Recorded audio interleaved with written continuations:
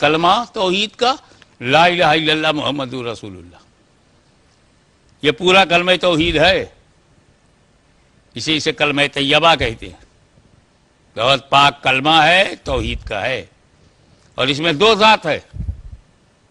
ایسا کیسے ہو سکتا ہے کہ آدھی توحید ہو اور آدھی نہ ہو؟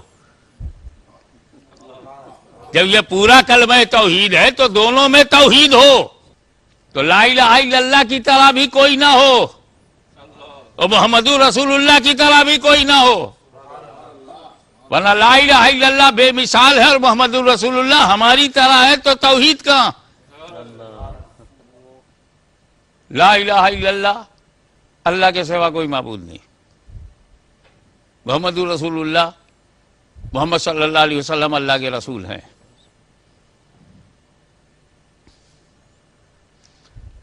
توحید کے لیے ضروری ہے وحدت، یکتائی، میچلیس،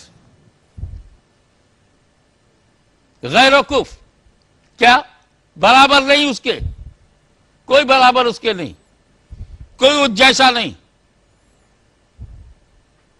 کوئی اس کی طرح نہیں، لیسا کمثلی، کوئی اس کا مثل نہیں، لا شریک لہو، کوئی اس کا شریک نہیں۔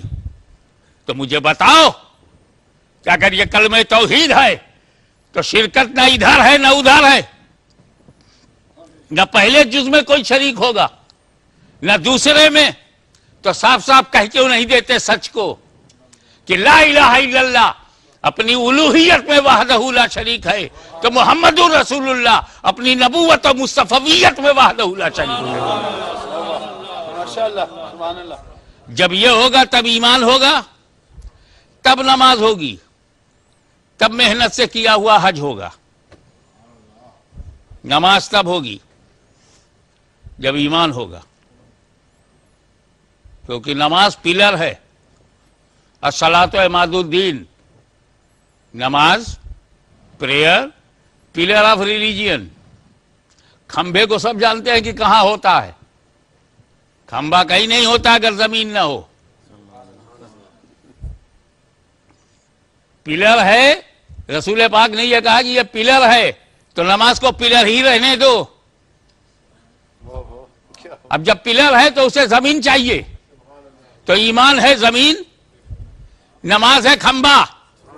ایمان کی زمین ہوگی تب نہ پلر گاڑ پاؤ گے، ورنہ در بدر دروازہ کھٹکھٹاتے رہو۔